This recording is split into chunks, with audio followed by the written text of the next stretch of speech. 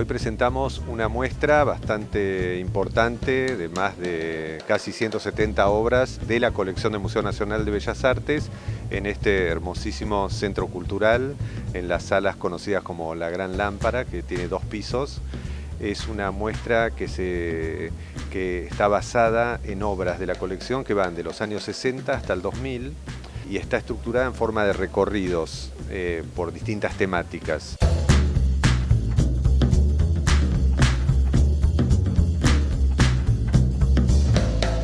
La curadora de la muestra es la directora artística del museo, Mariana Marchesi, que hizo un trabajo realmente formidable porque la colección del museo es muy vasta y ha hecho una selección incluso de obras que no era habitual que estén expuestas en el museo.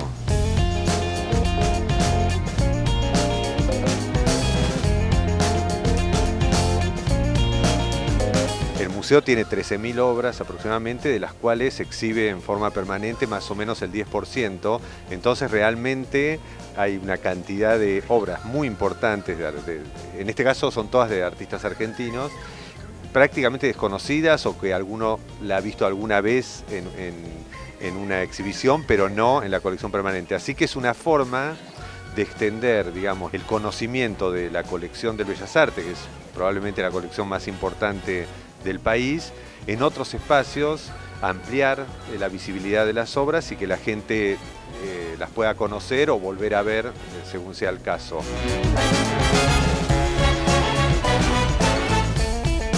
Yo decía que también me interesó de la propuesta que una institución tan tradicional, si se quiere, del siglo XIX como el Bellas Artes, se asocie, se articule con una institución moderna, un centro cultural del siglo XXI, quizás sea el más grande y el más moderno de la Argentina, y a mí ambas pertenecen al Ministerio de Cultura, así que me parecía muy pertinente presentar las obras del Bellas Artes aquí.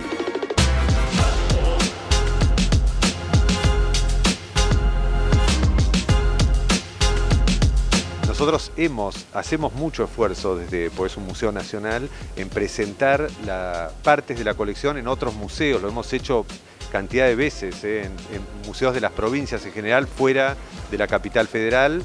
Bueno, luego durante la pandemia eso no fue posible, pero hoy presentamos estas obras tan importantes en otro espacio muy importante de la capital federal, así que estamos felices.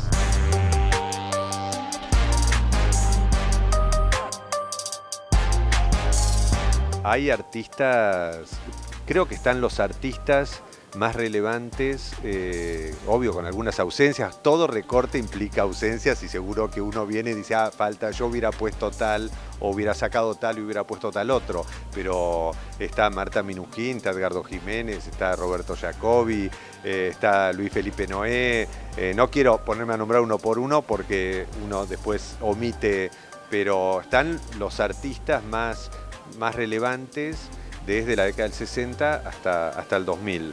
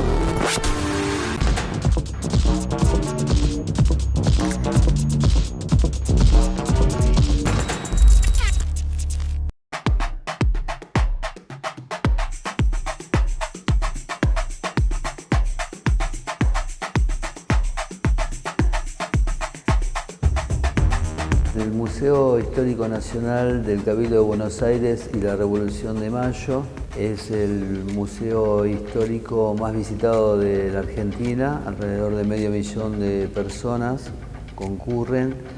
Es un público que tiene entre sus principales visitantes al público escolar, al turismo de todas las provincias de la Argentina y también al turismo internacional.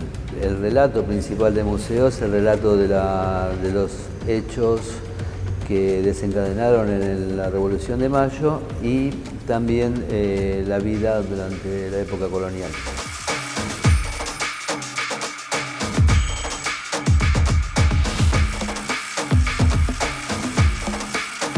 En estos momentos venimos de terminar de transitar las vacaciones de invierno.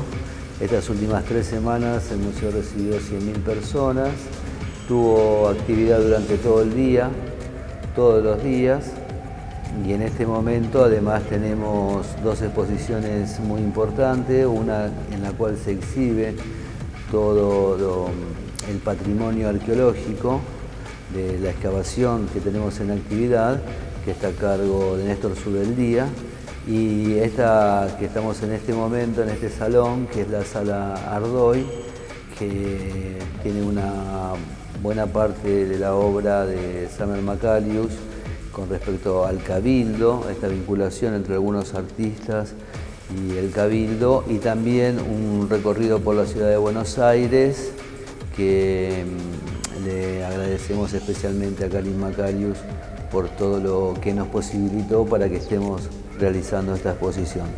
Además está lo que sería la exposición semipermanente del museo, en la cual se puede ver la tecnología de 1810, la sociedad, la organización política y lo que representaba el Cabildo para la ciudad, las invasiones inglesas, la sala capitular donde juró la primera junta y la proyección de la Revolución en América.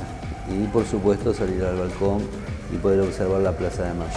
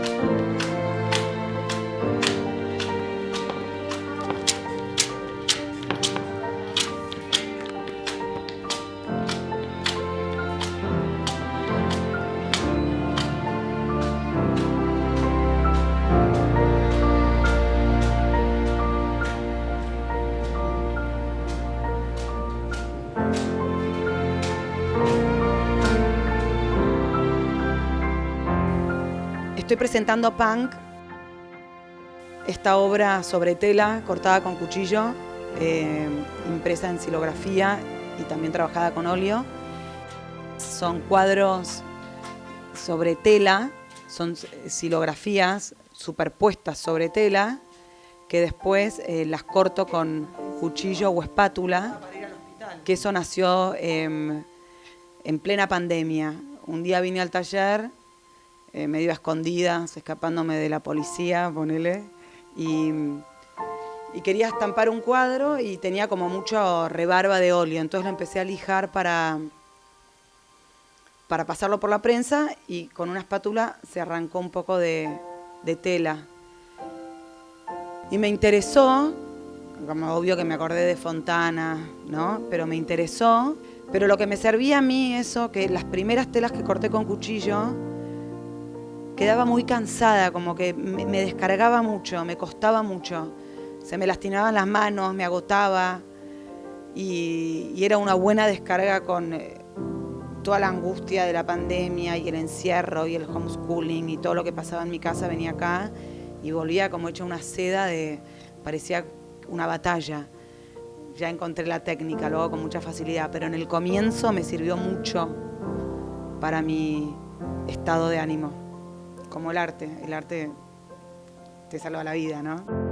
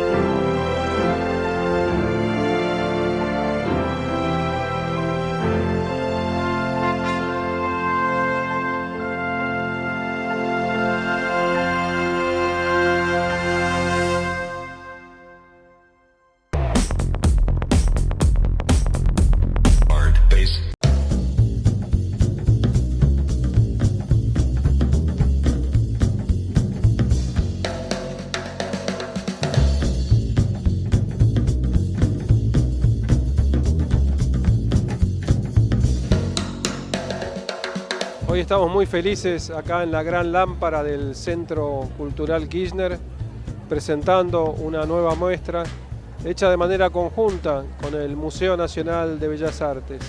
Obras que fueron realizadas entre los años 60 y el año 2000, un periodo muy intenso de nuestra historia, de la historia de nuestro país, y donde grandes artistas, grandes de verdad, artistas plasmaron su mirada en estas obras.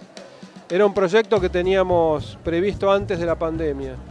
La pandemia no nos los permitió realizar. Tuvimos que dedicarnos al sostenimiento, a la asistencia, el Ministerio de Cultura de la Nación al servicio de la salud.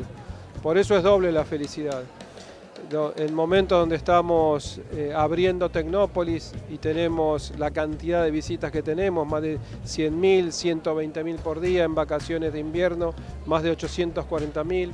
Este centro cultural también poblado de visitantes que acceden a las distintas disciplinas artísticas, y hoy esta inauguración.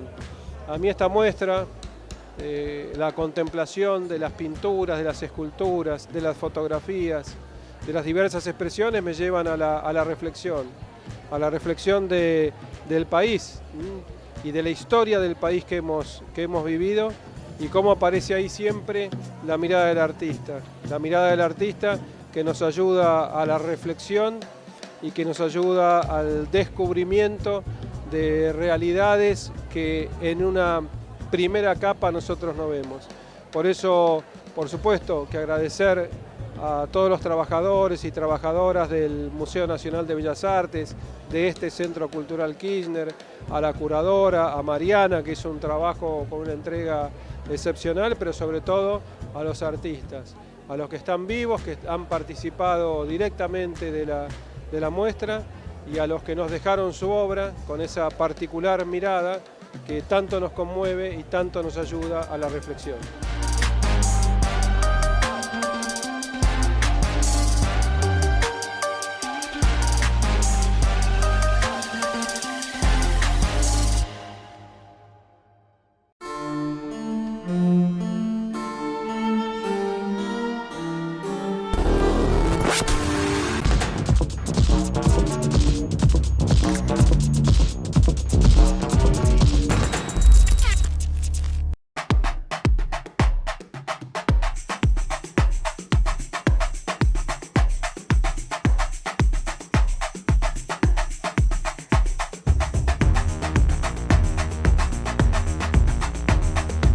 Después de muchos años, mi padre murió en el 2009, hemos decidido hacer una muestra prácticamente retrospectiva de mi padre en el Cabildo, donde encontramos un vínculo entre las fotos del Cabildo, toda la parte, digamos, de historia de la ciudad de Buenos Aires, que mi padre recorrió y sacó fotografías y mostró, digamos, distintos aspectos. Él básicamente es un fotógrafo prolífero de los años 50 y 60 de Buenos Aires, y así lo conocen, sobre todo por los dos libros que se editaron en 1960, que es Buenos Aires y su gente, y el libro icónico de Udeva, que es Buenos Aires, mi ciudad, en el año 63, que se editaron 67.000 libros que se agotaron en 2 años.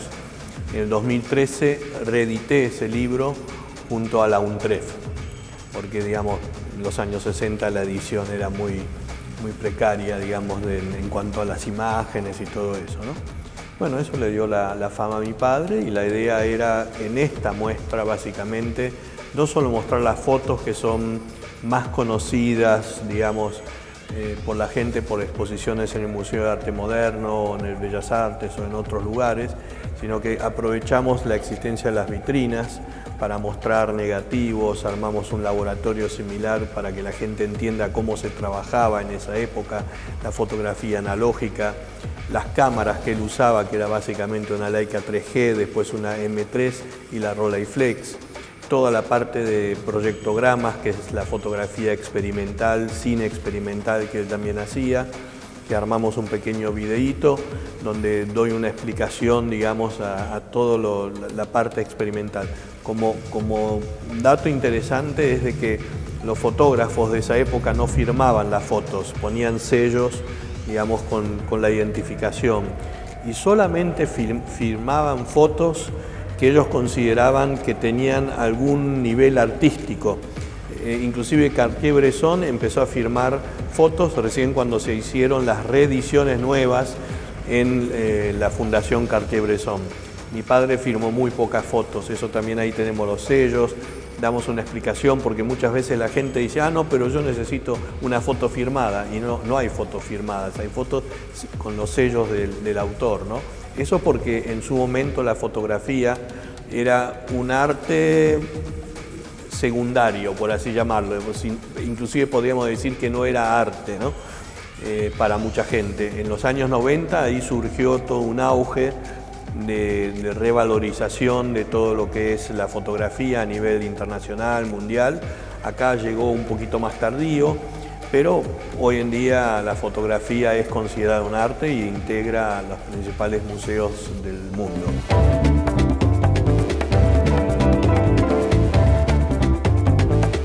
Anécdotas hay muchas, pero básicamente te cuento que la selección la hice con María Laura Veronese y Marcelo Pizarro. Junto conmigo hicimos la curaduría de la muestra y se seleccionó básicamente fotos de los dos libros, Buenos Aires y su gente, Buenos Aires, mi ciudad. Ahora, detrás tuyo justamente, si vos me decís que quería mostrar alguna foto, lo interesante de cuando falleció mi padre, que yo nunca en mi vida lo vi como un artista ni como un fotógrafo, sino que para mí era mi padre con el cual salía a sacar fotos, encontramos, él vivió del año 53 hasta donde se murió, y por eso se mantuvo muy bien la obra en la misma casa alquilada, así de sencillo.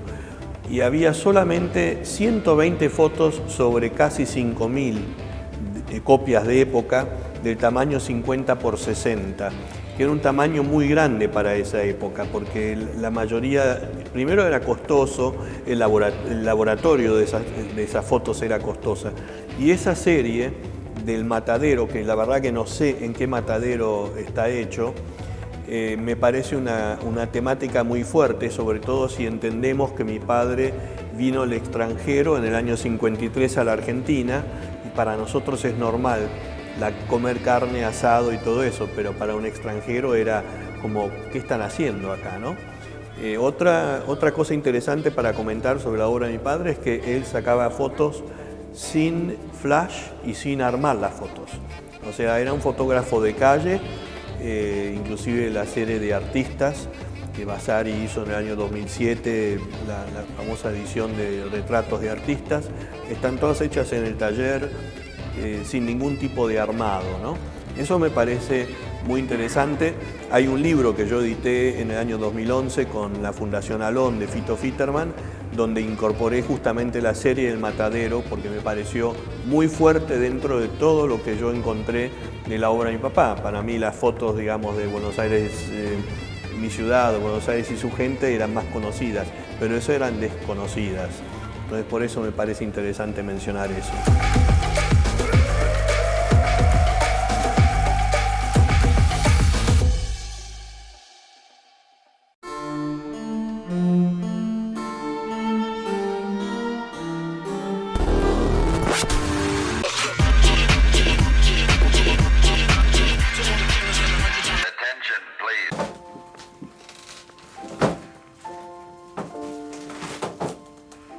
Bueno, estos dibujos son parte de una clínica de arte que me autogestioné. Me fui a Brasil, a Ubatuba, a Fazenda Resaca, lo de unos amigos, con 100 hojas, carbonilla, témpera blanca, libros de la selva, de Kipling, y hice paisajes selváticos. Después empezó a llover. Y me tuve que meter adentro de la casa y hacía recolección de hojas y dibujaba las hojas. Después hice una caminata con un local que me enseñó del movimiento punk, que a eso se refiere el nombre de la muestra, que son plantas alimenticias no convencionales. Y en esa caminata me comí 15 plantas, raíces, flores, hojas, frutos, hongos, alucinógenos no, todo para... Me alimentó el alma. Yo decía que la selva con la pandemia se me estaba desapareciendo de mi obra porque uno no podía viajar, no se podía ir y yo necesitaba irme y no me iba. Y llegué ahí y pensé que me iba a costar más ir y me costó más la vuelta. Llegué y en un minuto ya estaba dibujando sin parar, reconectada. Y después cuando volví a la ciudad extrañé un poco la selva.